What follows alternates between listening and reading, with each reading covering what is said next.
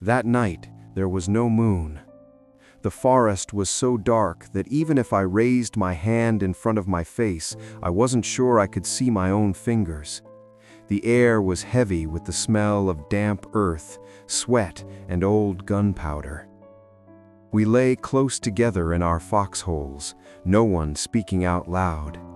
Any sound could have been the end. I was 20 years old, a private in an infantry unit stationed near the border jungle.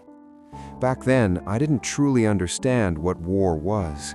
I only knew how to follow orders, move when told to move, lie still when told to lie still. Next to me was Evan. Evan was a year younger than me.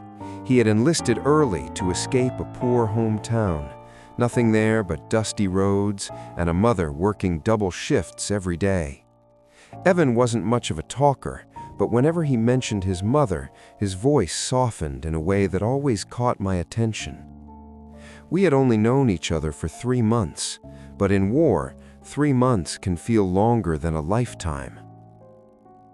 As the unit lay still, waiting for dawn, Evan turned toward me and whispered softly, "Hey, if I die tomorrow, do you think anyone will remember my name?" I turned to look at him, though all I could see was a faint outline in the darkness.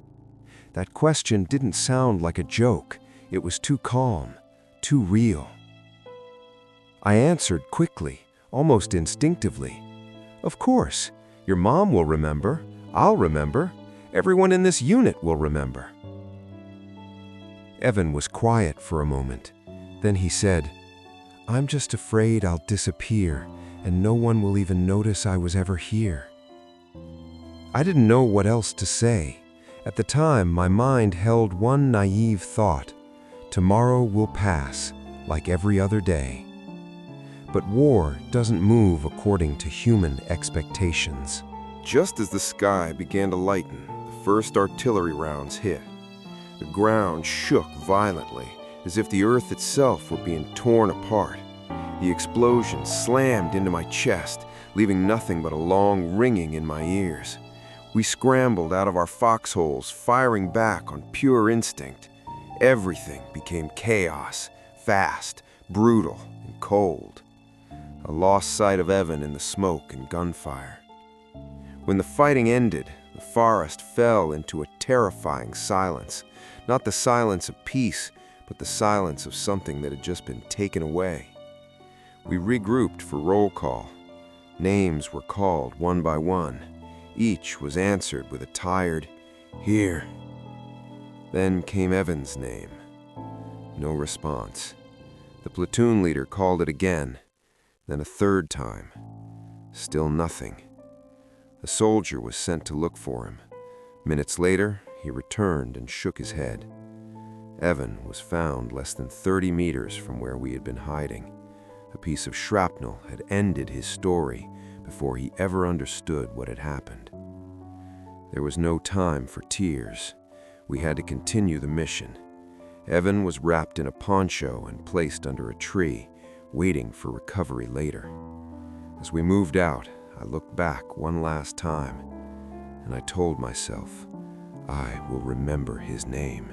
The war dragged on for months. More men arrived. More men never came back.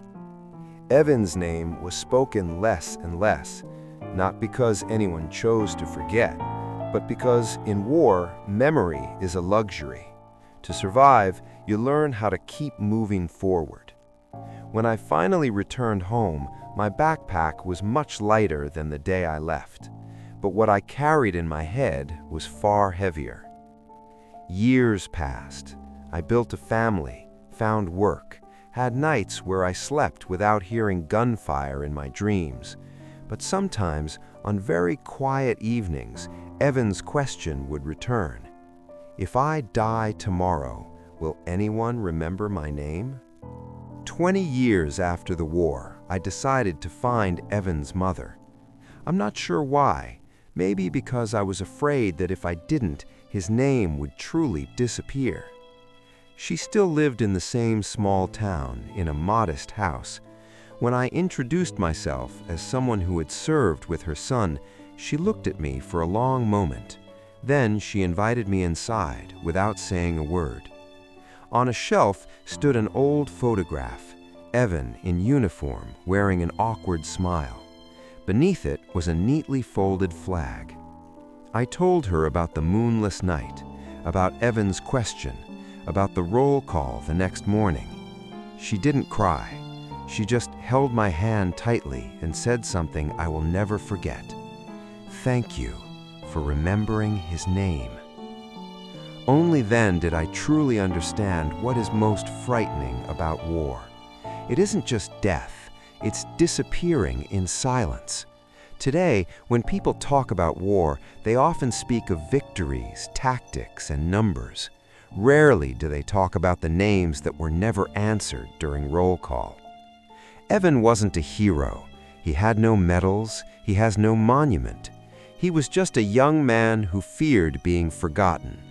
And maybe the final duty of those who survived isn't to tell stories about war, but to make sure those names are still remembered.